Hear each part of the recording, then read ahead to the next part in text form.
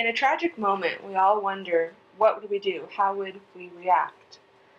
And any moment that forces you to turn inward and question what really matters to you, who you are, to reflect deeply and to question your assumptions and hone your judgment, we call that a crucible.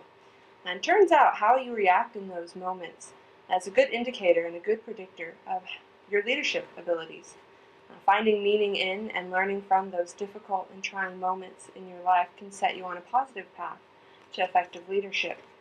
And there's actually some skills, the same skills that allow you to deal with a debilitating experience allows you to become a good leader. One is engaging others in shared meaning. Another is a distinctive and compelling voice, and the ability to transcend adversity, emerging stronger than before, a hardy individual who can grasp context. We all have a crucible, even the most pampered among us. Some are more heart-wrenching, more trying than others, but we all have one. For me, I consider that my year I spent in New Hampshire, living in an old CCC camp. No electricity, it was communal living. I imagine I'll have many more crucibles in my lifetime. For LBJ, it turned out that that tragic day, November 22nd, 1963, was not only a crucible for him personally, it actually made him into a leader at that exact moment. Here at LBJ National Historical Park, I've had a unique opportunity to study a peculiar type of leadership, the presidency of the United States, and a particular leader, LBJ. And I can tell you that it was LBJ's resiliency and his ability to grasp a greater perspective on what the death of Kennedy meant, not only for him, but for our nation as a whole. And that allowed him to emerge from Air Force One at Andrews Air Force Base that evening, not only as our president, but also as a leader. And this is what he first said. This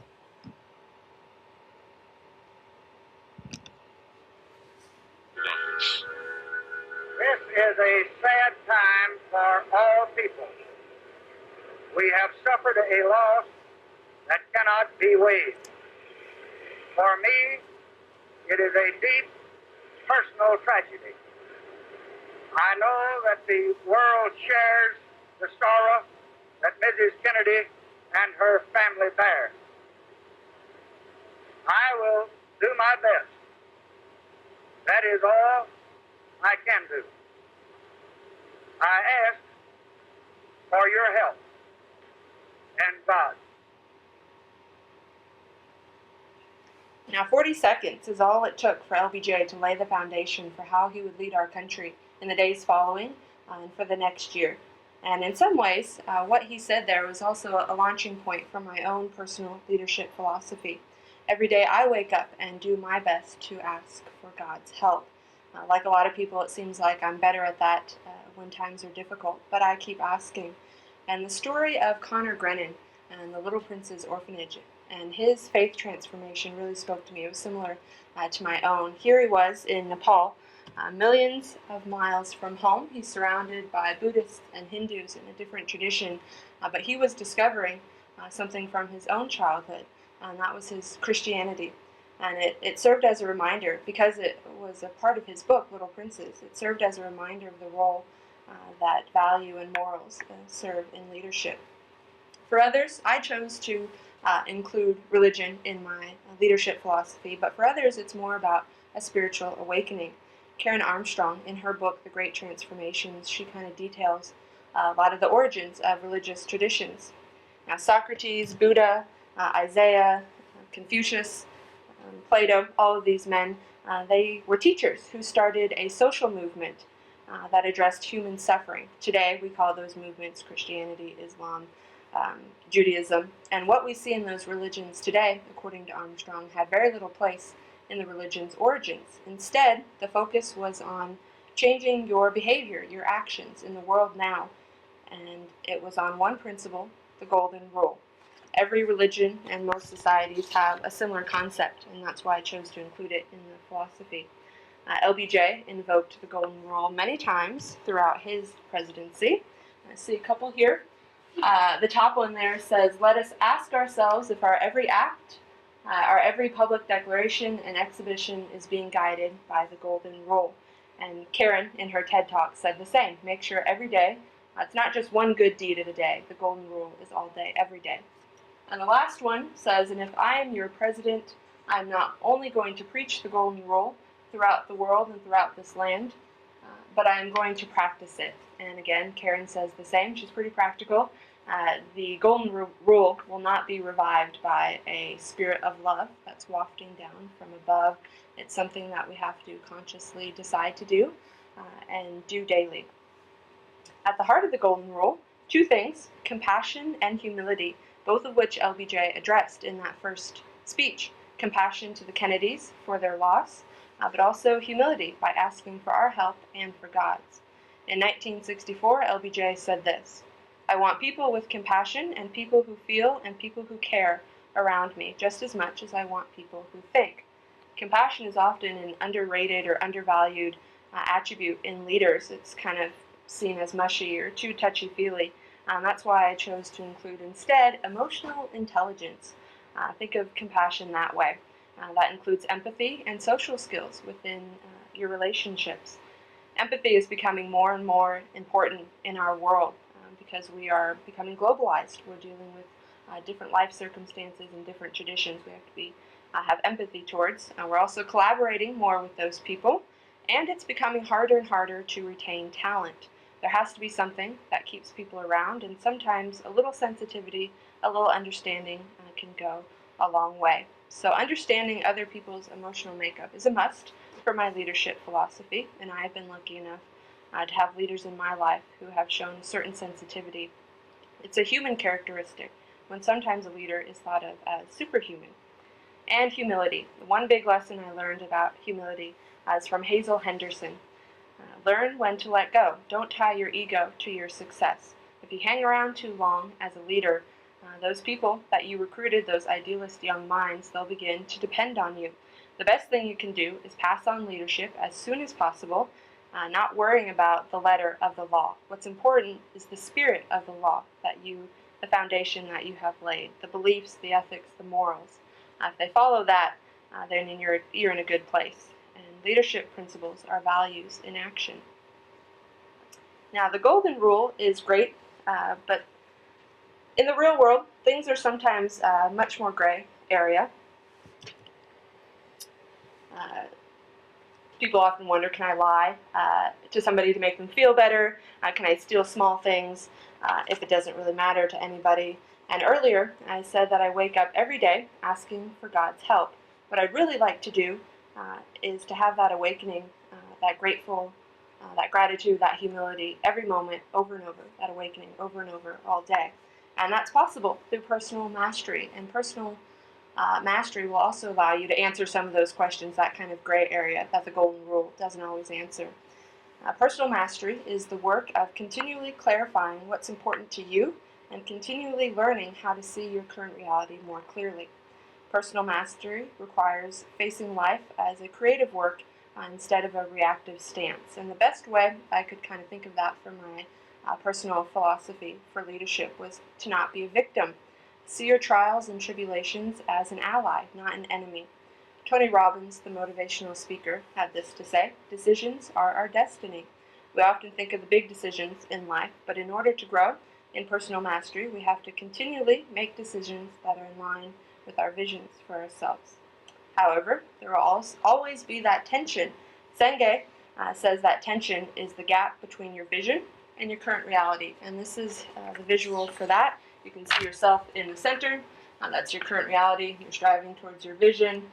And what is holding you back? I found this to be true, and Senge says it. What holds you back is your belief in powerlessness and unworthiness.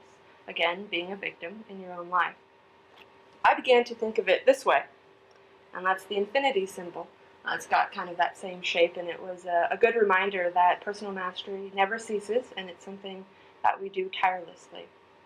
Now, personal mastery also paves the way for authentic leadership. The first step in authentic leadership is knowing your story, not your facts and figures, where you're from, where you work, but that narrative, that story that plays over and over like a record in your head, and that's what you tell people about yourself. It's your attempt to make sense of your place in the world. And LBJ certainly had his story down, I'd say, almost to an art form. I could spout out his story quite easily. This is a couple of his stories here. I included this because I think it's important because it's my weakest point. I know I will not have a distinctive and compelling voice in leadership until I know my story. If you look at the last one here, it says, "All my life I have drawn strength and something more from those Texas hills. Sometimes in the highest councils in the nation, in this house, I sit back and I can almost feel that rough, unyielding clay soil between my toes, and it stirs memories that often comfort and sometimes give me a pretty firm purpose." Now, if you look at that last thing there, purpose. For someone with a purpose, their vision is a calling. It's not just a good idea.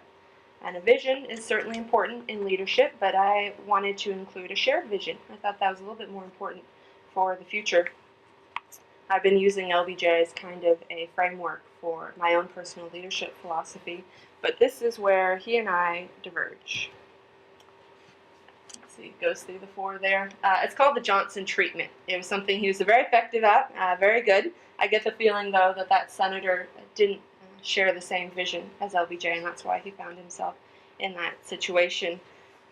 Number one, though, the way to shared vision is to create an atmosphere, an environment that allows people to continually seek out their own values and vision, to continue with personal mastery. That's the best investment you can make as a leader.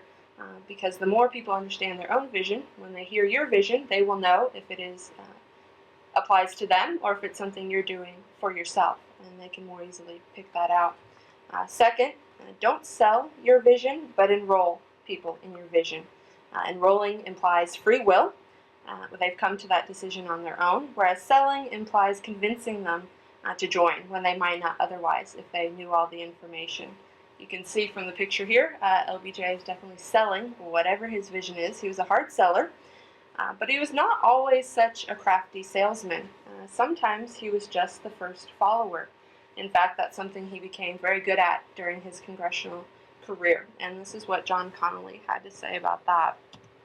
You can see in the center kind of what I've highlighted. It says, "He understood early on that it wasn't the author of legislation who passed the bill, but the individual who understood it, who was committed to it, dedicated to it, and most effective in pursuing it." And then later it says that he didn't have his name on a lot of bills. He wasn't the leader of it, but he was the first follower. And I found this concept to be quite a relief when I was thinking about my personal leadership philosophy, especially after I read Conor Grennan's story, The Little Princes. I began to worry that I would never find my own cause and my own calling in this world. But then I realized that sometimes being first follower is enough. Now we know how LBJ became a leader that day, and just a year later he was elected on his own right. But how are others becoming leaders around the world? Traditionally, people can be born into it. They can be sought out by potential followers. They don't seek it out, but the followers see something in them. And there's also more sinister ways. Cult leaders, they're leaders. And more recently, we've seen terrorist training camps, bringing in children. They're creating a different kind of leader. And Philip Zimbardo gave us these 7 social processes to grease the slippery slope to evil. And it goes without saying that these are not part of my leadership philosophy, but he's an expert on evil, and he's telling us how not to be evil. So I listened, and what he said was to act. Act when no one else will. Do not wait your turn. And most important, he adds on top of that, is to act sociocentric, not egocentric. And that takes us to where we are today in terms of needing leadership in the world. We've kind of reached a critical moment on the planet. More people than ever. We're working more closely. We're collaborating. And like the advent of technology in the 1960s, televisions, widespread televisions, changed the face of leadership. Then, literally, people began voting more for the attractive candidate. Think about the 1960 presidential debate with Kennedy and Nixon. The face of technology today is changing the face of leadership, specifically internet, blogs, podcasts, things like that. We've talked about the resiliency of LBJ, but I'd also like to mention resourcefulness. As the daughter of a career Army man, I learned quite quickly to improvise, adapt, and overcome. And I think that resourcefulness will become more important into the future, more so maybe than resiliency. In today's world, an effective leader knows that their success relies on having empowered leaders at all levels, including those who do not have any direct reports, the people at the bottom. Leadership exists throughout the organizational hierarchy, wherever expertise, vision, new ideas, and commitment are found. Think of this simple analogy. A peacetime army can usually survive with good administration and management up and down the hierarchy, coupled with good leadership concentrated at the very top. A wartime army, however, needs competent leadership at all levels. No one yet has figured out how to manage people effectively into battle. They must be led. And this military analogy helps to simplify the difference between management, which is dealing with complexity, and leadership, which is dealing with change. But I think in some ways it's no longer becoming just an analogy. Presidents specifically, have been using this terminology for many years. In the 1980s and the 1990s, we had the war on drugs. In the 1960s, LBJ had his war on poverty. And more recently, we heard about a war against women. So it's that, and I even used war terminology earlier when I mentioned thinking of your troubles as an ally and not an enemy. And while it seems a little bit dramatic to say that we're in wartime, but I think we are at such a critical moment when leadership will have to be thought of in a completely different way. And so I'd like to close by leaving you with another quote from President Johnson and a challenge. And if the young leadership of our country supports us over the long, hard pull that lies ahead, if you can endure the tensions, if you can understand the air is going to be rough and the road is going to be bumpy, and you can, in the words of your own creed, help us unlock Earth's great treasure, human personality, then the cussers and the doubters will be relegated to the rear, and the doers and the builders will take up the front line. So I challenge you to take up the front line of leadership in a time when the world and humanity needs you the most. Thank you.